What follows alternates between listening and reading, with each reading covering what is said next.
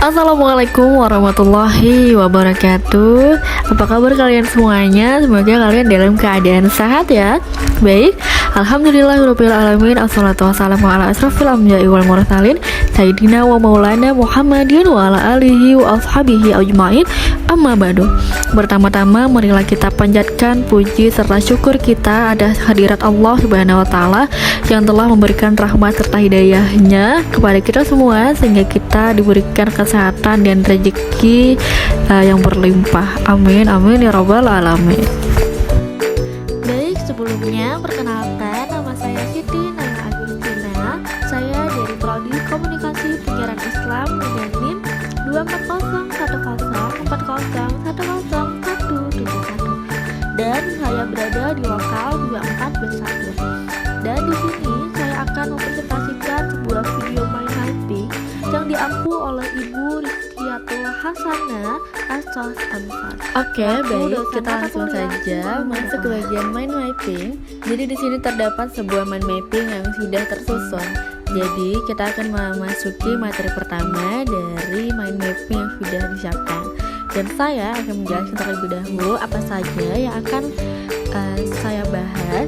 Pertama yaitu landasan ontologis, epistemologis, aksiologis dakwah, macam-macam model pendekatan media dan metode dakwah, relasi ilmu dakwah dengan ilmu lain, problematika dakwah masa kini, paradigma ilmu dakwah, faktor hidayah dalam dakwah, dan yang terakhir efek dakwah dan tahap-tahap perubahan perilaku. Baik, kita masuk ke pembahasan yang pertama yaitu landasan ontologis, epistemologis, dan aksiologis dakwah. Yang pertama yang akan kita bahas mengenai landasan ontologis. Baik, landasan ontologis dakwah merujuk pada dasar keberadaan dan hakikat dakwah dari sudut pandang ontologi, yaitu cabang filsafat, membahas tentang hakikat sesuatu termasuk realitas dan keberadaan dalam konteks dakwah. Yang kedua yaitu landasan epistemologi. Landasan epistemologi dakwah merujuk pada dasar-dasar pengetahuan yang menjadi pijakan dalam aktivitas dakwah. Dalam konteks ini, epistemologi adalah cabang filsafat yang membahas tentang sumber, struktur, dan validitas pengetahuan yang digunakan dalam menyampaikan pesan-pesan dakwah. Selanjutnya yang terakhir yaitu landasan aksiologis. Landasan aksiologis dakwah berkaitan dengan nilai-nilai yang mendasari tujuan dan orientasi dakwah. Aksiologis dakwah cabang filsafat yang membahas tentang nilai, sehingga landasan aksiologis dakwah mengacu pada tujuan, realitas, dan nilai-nilai etik yang dipegang dalam aktivitas dakwah. Selanjutnya kita masuk ke materi kedua yaitu relasi ilmu dakwah dengan ilmu lain. Baik, pembahasan yang pertama yaitu mengenai ilmu dakwah dan ilmu-ilmu keislaman. Konsep dakwah berasal dari Al-Quran dan As-Sunnah, bukan dari pemikiran manusia atau temuan lapangan. Dari kedua sumber ini, pemikiran dakwah dikembangkan dengan ilmu tauhid, berlakunya dengan ilmu tolak dan kalbunya, dengan ilmu akhlak. Pemikiran dakwah yang dibahas para sarjana terstruktur pada hakikat dakwah yang meliputi konsep hidayah, tugas risalah, perbuatan manusia, dan sebagainya. Ilmu dakwah memerlukan kajian filsafat dakwah untuk menjelaskan hakikat dakwah. Selanjutnya yang kedua yaitu ilmu dakwah dan sains biologi. Dalam konteks dakwah, sains biologi dapat digunakan untuk mendukung pesan-pesan keagamaan dengan menghubungkan ajaran Islam dengan fenomena alam dan ciptaan Tuhan. Pengetahuan tentang biologi bisa membantu seorang dai dalam menjelaskan tanda-tanda kekuasaan Allah dalam penciptaan makhluk hidup, termasuk manusia, hewan, tumbuhan, dan ekosistem yang kompleks. Masuk yang ke terakhir, ilmu dakwah dan metodologi sains. Metodologi sains adalah disiplin ilmu yang membahas cara mengembangkan sains. Dalam hal ini ada dua disiplin metodologi yang dapat mengembangkan ilmu dakwah, yaitu ilmu penelitian dan ilmu logika. Keduanya merupakan ilmu perangkat pengembangan ilmu sains untuk memenuhi syarat sains yang objektif dan bermetode. Ilmu penelitian sangat berguna bagi ilmu logika. Baik, kita masuk ke pembahasan yang ketiga yaitu paradigma ilmu dakwah. Yang pertama, kita perlu tahu mengenai pengertian paradigma itu apa.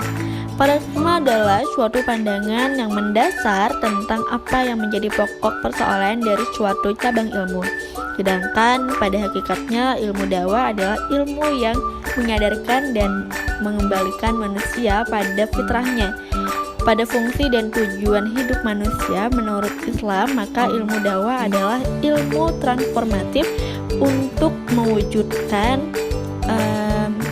ajaran yang bersifat fitri atau Islam menjadi tatanan khairul al-ummah, atau mewujudkan iman menjadi amal soleh kolektif yang tumbuh dari kesadaran intelektual yang sepenuhnya berpihak pada kemanusiaan.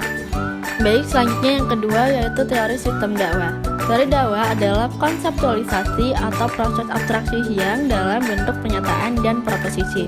Mengenai realitas dakwah, teori dakwah tidak lain berupa akumulasi dari hasil-hasil penelitian yang telah teruji kebenarannya dan mengenai objek formal ilmu dakwah. Sebagai hasil dari penerapan metode Nadriyah Syumulah, Qur'aniyah, Syukriyah, Sambat membagi teori dakwah berdasarkan penggunaan metode tersebut. Yang ketiga yaitu teori proses dakwah. Teori proses dakwah mencakup pencapaian pesan-pesan agama Islam dengan tujuan mengajak orang kepada kebaikan. Dakwah dianggap sebagai aktivitas yang dilakukan secara sadar dan terencana, melibatkan metode yang sesuai untuk mencapai hasil yang diinginkan. Baik, kita masuk ke materi selanjutnya mengenai macam-macam model, pendekatan, media, dan metode dakwah. Jadi kita masuk ke model-model dakwah. Model-model dakwah yaitu yang pertama dakwah bil lisan, dakwah melalui lisan seperti ceramah, diskusi, dan nasihat. Yang kedua dakwah bil kalam, dakwah melalui tulisan seperti buku, artikel, dan media sosial. Yang terakhir yaitu dakwah bil hal, dakwah melalui perbuatan dan aksi nyata dalam kehidupan sehari-hari. Selanjutnya yaitu pendekatan dakwah. Yang pertama, pendekatan sosial, mempertimbangkan aspek sosial masyarakat seperti budaya, pendidikan, politik, dan ekonomi.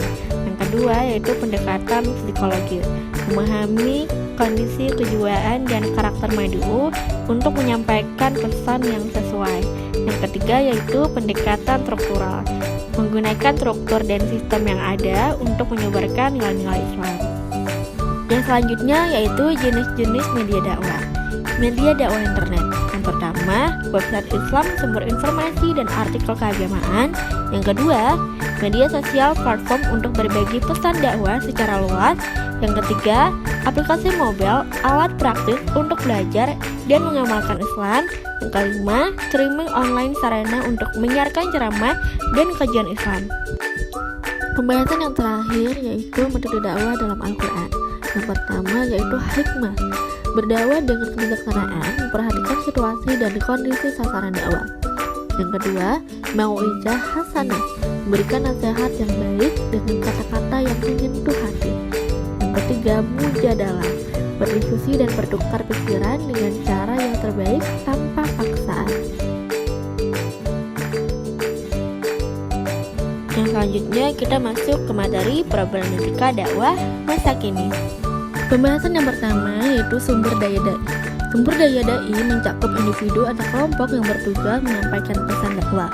Kualitas dai sangat mempengaruhi keberhasilan dakwah. Adapun yang menjadi problematika dai adalah sebagai berikut. Yang pertama, kurangnya wawasan keilmuan.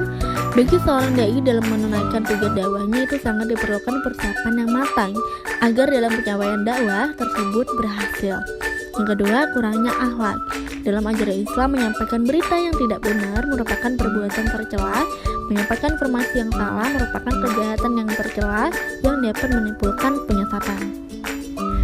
Pembahasan yang kedua yaitu mitra dakwah atau mad'u. Mitra dakwah atau mad'u adalah sasaran dari kegiatan dakwah. Memahami karakteristik mad'u sangat penting agar dakwah dapat diterima dan diinternalisasi dengan baik. Problematika dakwah yang dapat dihadapi oleh mitra dakwah diantaranya yaitu biaya dakwah yang dibebankan kepada mitra dakwah melalui sumbangan atau iuran, keterbatasan dakwah dan mitra dakwah yang perlu diatasi dengan cara yang tepat dan akurat, tantangan dakwah yang dapat menguji ketanggungan para dai. Pembahasan yang ketiga yaitu materi dakwah. Materi dakwah adalah isi atau substansi dari pesan yang disampaikan.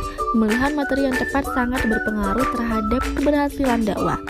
Masalah dalam materi dakwah seorang dai adalah antara lain yang pertama yaitu materi dakwah tidak bersifat konstruktif.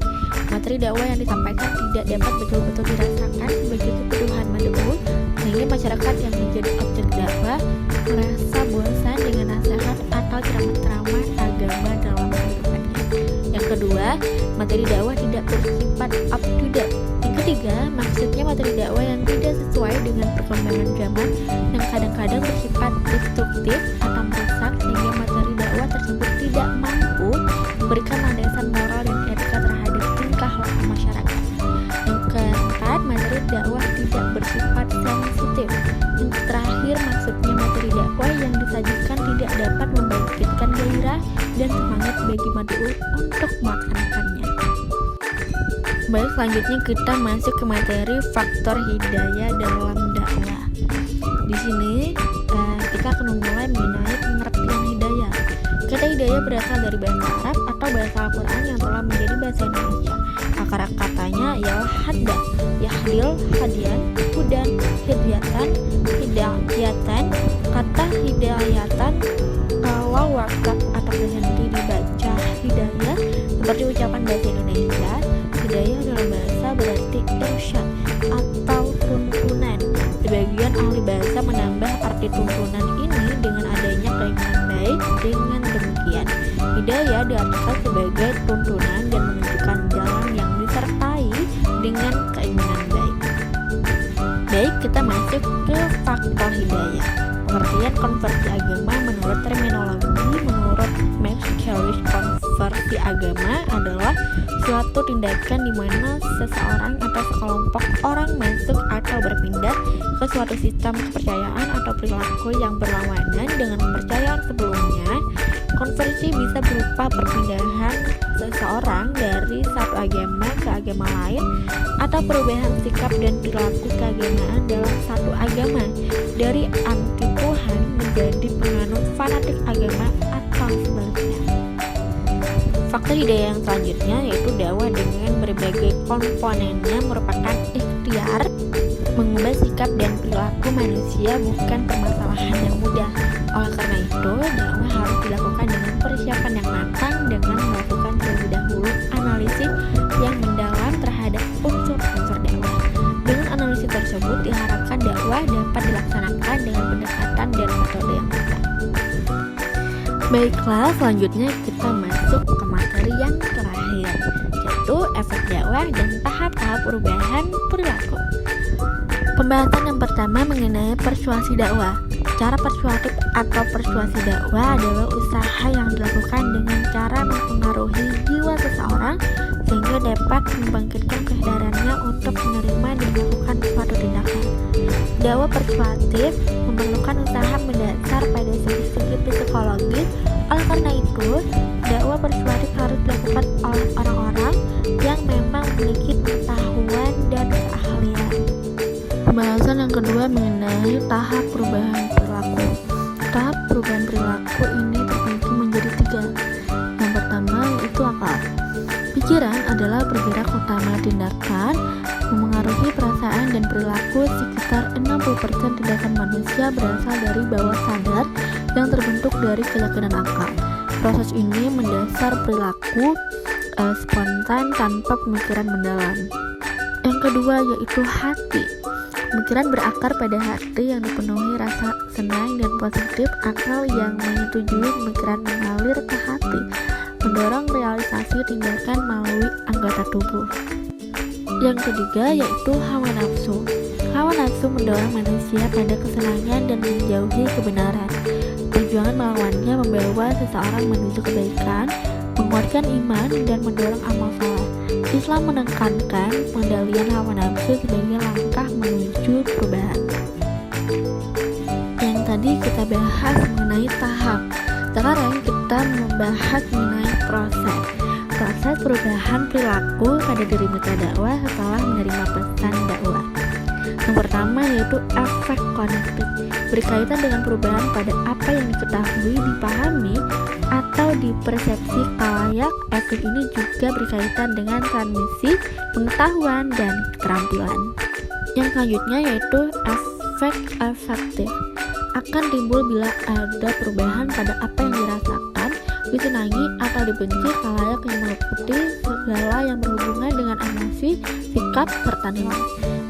Yang selanjutnya yaitu efek behavioral, merujuk pada perilaku nyata yang diamati yang meliputi pola-pola tindakan, kegiatan, atau kebiasaan berperilaku. Baiklah, demikian itu tadi sebuah pembahasan seputar pembelajaran ilmu dakwah yang telah saya rangkum dan saya buat berupa mind mapping. Semoga apa yang saya sampaikan dapat menjadi pembelajaran kita semua, dan mohon maaf jika kesalahan penyampaian di dalam video tadi. Baik, saya akan tutup dengan sedikit pantun. Burung dara, burung cendrawasih, cari dulu di Papua. Cukup sekian, terima kasih, semoga bermanfaat untuk kita semua. Terima kasih. Wassalamualaikum warahmatullahi wabarakatuh.